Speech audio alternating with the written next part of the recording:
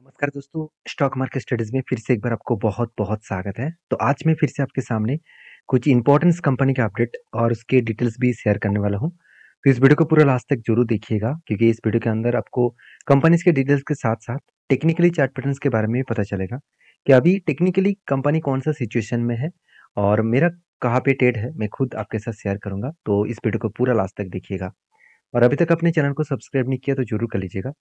तो चलो देख लेते हैं सबसे पहले कंपनी कौन-सा है। सबसे पहले कंपनी है इंडियन एनर्जी एक्सचेंज।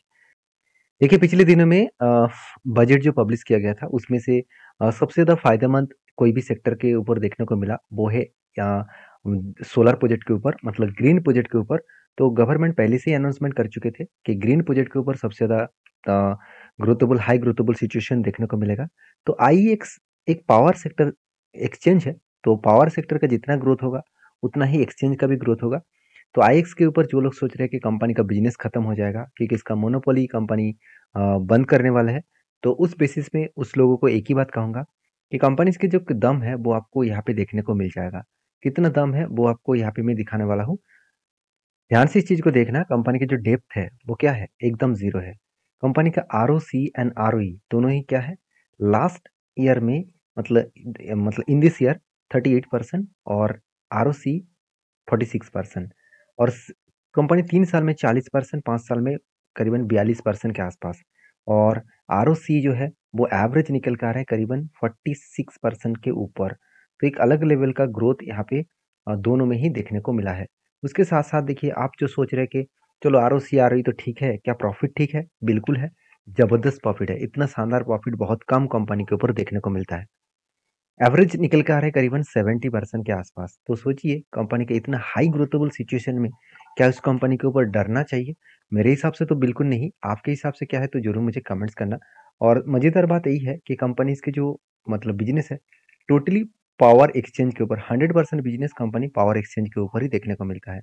और उस उनमें से आप देख सकते हैं ट्रांजैक्शन फीस से कंपनी का रेवेन्यू जनरेट हो रहा है 80% और आप एनुअल जो सब्सक्रिप्शन है उसके ऊपर कंपनी का रेवेन्यू जनरेट हो रहा है 4% और अदर्स के ऊपर कंपनी का 16%।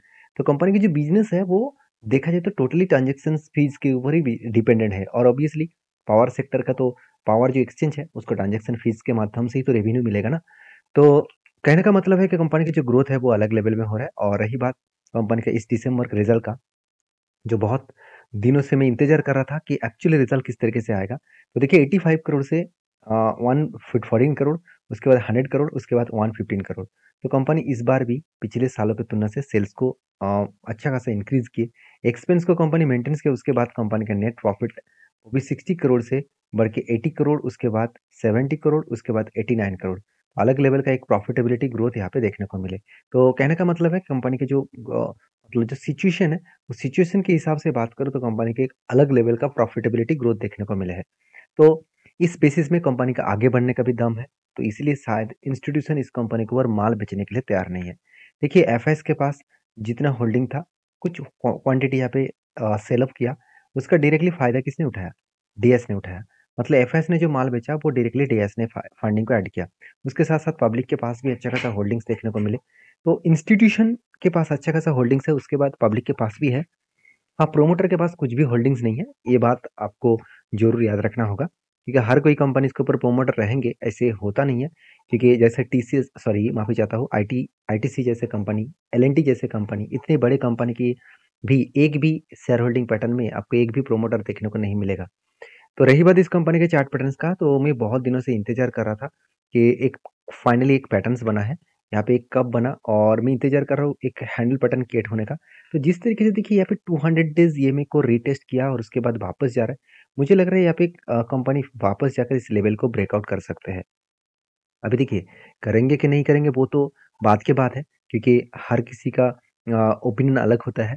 तो मैं इस तरीके से स्टडी करके काम करता हूँ। अगर आप मेरा वीडियो में कुछ सीखने को मिला है तो प्लीज़ एक लाइक ज़रूर कर दीजिएगा। क्योंकि देखिए पहले एक एंट्री बना था, यहाँ पे बाइंग साइड का एक एंट्री बना था, एक रेंज बना था। उस रेंज में जब भी नीचे लेवल को टच करेंगे तब भी मैं एंट्री लेने वाला था। तो यहाँ पे नीचे लेवल में यहाँ पे एंट्री हुआ और हायर लेवल में इस लेवल में मेरा टारगेट था। तो फाइनली यहाँ पे टारगेट बन चुके थे। तो एक बार एंट्री मुझे मिला था और टारगेट भी मिला करीबन 7 मंथ के आसपास, सॉरी 6 मंथ के आसपास कंपनी टारगेट अचीव कर चुके थे और वो भी छोटा-मोटा नहीं, करीबन 21% के आसपास। तो अलग लेवल का एक ग्रोथेबल सिचुएशन देखने को मिला।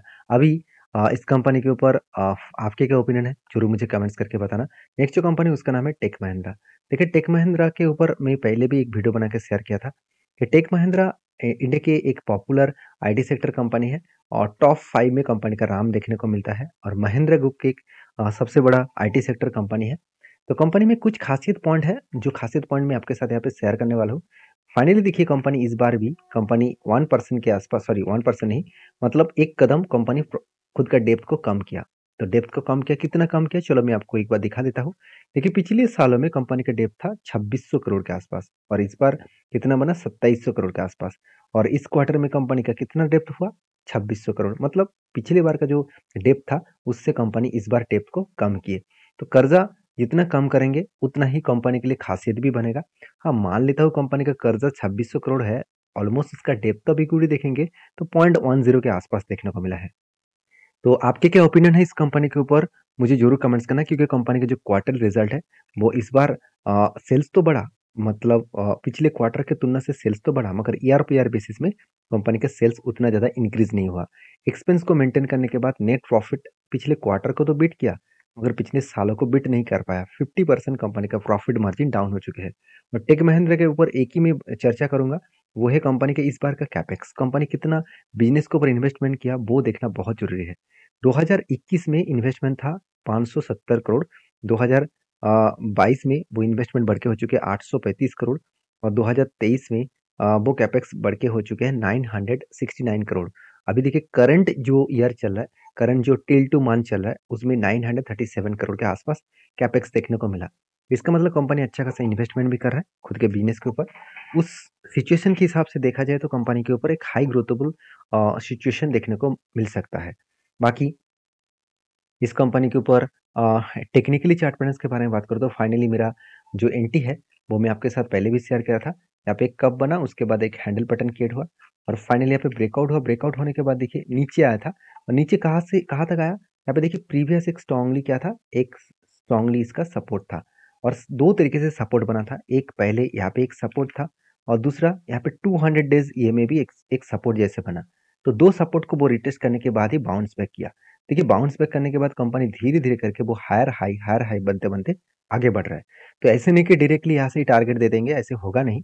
कभी-कभी आपको कंपनी को रुकना पड़ता है और जो टारगेट लेवल निकल के आ रहा है वो बहुत इंटरेस्टिंग है, क्योंकि इसका प्रीवियस जो स्विंग हाई है, प्रीवियस जो एक स्ट्रांगली रेजिस्टेंस कम सप्लाई जोन है, उसी लेवल के सेम टू सेम लेवल में यहाँ पे टारगेट निकल के आ रहा है। तो हायर चांसेस है उस लेवल तक टारगेट को वो अचीव करने का, क्योंकि जब भी मैं इस तरीके से ट्रेड लेता हूँ, इस सारे सिचुएशन को मैं एक बार वॉच करता हूँ, उसके बाद काम करता हूँ। तो इसीलिए आप भी सारे सिचुएशन को स्टडी करिए, उसके बाद काम करिए, क्योंकि हर किसी का अलग-अलग ओपिनियन है। तो मेरे तरफ से कोई भी रिकमेंडेशन होता नहीं है। मैं कभी भी रिकमेंडेशन आपको करता नहीं हूँ और करूँगा भी नहीं, क्योंकि मेरा कोई रूल्स भी नहीं है, क्योंकि मैं सेबी रजिस्टर्ड पर्सन नहीं हूँ कि मैं आपको रिकमेंड करूँ। तो इसके लिए आपको स्टडी करके ही सारे डिटेल्स को एनालिसिस करके आपका जो एडवाइज़र है उसके साथ बातचीत करके काम करना पड़ेगा और आपके खुद के रिस्क के हिसाब से काम करिए। लॉस होगा तो आपको ही होगा, प्रॉफिट होगा तो आपको ही होगा, तो उस हिसाब से आप काम करिए। तो मेरा खुद के ओपिनियन के हिसाब से मैं काम करता हूँ। तो नेक्स्ट जो कंपनी है उसका नाम है यूपीएल। देखिए यूपीएल के ऊपर और भी थोड़ा-सा दबाव देखने को मिला।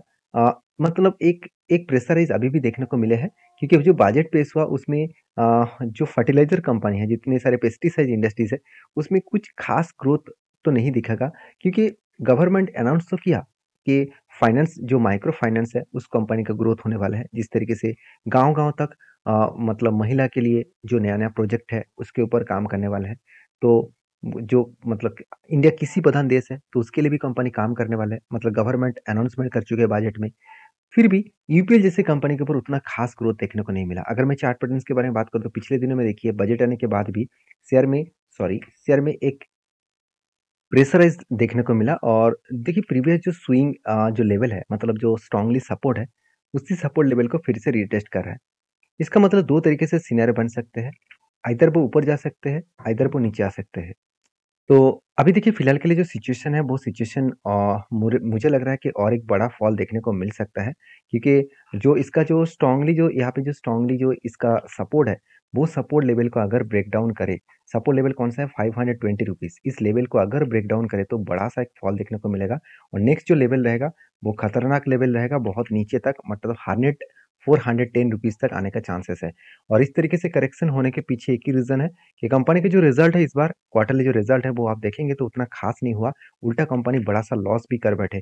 तो फाइनली कंपनी के ऊपर पिछली बार का लॉस है, अभी इस बार भी अगर लॉस कर बैठे तो सोचिएगा कंपनी का हालत और भी बिगड़ता हुआ देखने को मिलेगा, क्योंकि कंपनी का जो करंट ईयर में जो सिचुएशन देखने को मिला है, तो ये भी बताया जा रहा है कि कंपनी इस बार भी रिजल्ट को नेगेटिव में पब्लिश करने वाला है। तो अभी कब होगा, किस तरीके से होगा, वो तो आपको बाद में पता चलेगा। तो इसका रिजल्ट का जो डेट है वो अनाउंसमेंट हो चुके हैं, और आज के दिन इसका रिजल्ट मिलेगा। तो रिजल्ट आने से पहले मैं वीडियो शेयर कर रहा हूँ, तो जब आप वीडियो देखेंगे शायद रिजल्ट अनाउंसमेंट हो जाएगा, तब आपको पता चलेगा कि कंपनी का सिचुएशन क्या बनता हुआ देखने को मिला है।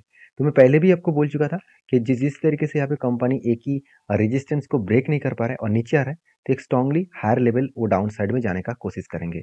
तो बाकी इस कंपनी के ऊपर आपका क्या ओपिनियन है जरूर कमेंट्स करना। और नेक्स्ट जो कंपनी है उसके बारे में चर्चा करो, मग Advertising and Marketing Services Limited, जो एक 57 करोड़ के आसपास इसका मार्केट कैप है, छोटा सा एक नैनो कैप टाइप कंपनी है। फिर भी इस कंपनी के ऊपर एक अपडेट है, जो अपडेट मैं आपके साथ शेयर करने वाला हूँ। हर 4 शेयर के बदले कंपनी 1 शेयर आपको बोनस देने वाला है, और 5 तारीख को आपको बोनस मिलेगा, 5 फरवरी। तो जरूर इस कंपनी के ऊपर स्टडी करना, उसके बाद डिसीजन लेना, क्योंकि इस कंपनी के ऊपर उतना खास परफॉर्मेंस मेरे हिसाब से तो देखने को नहीं मिला। अगर आपको मिला है तो मुझे जरूर कमेंट्स करना। वीडियो में जानकारी अच्छा मिले तो प्लीज़ लाइक करना। मिलते हैं नेक्स्ट वीडियो में, तब तक के लिए धन्यवाद।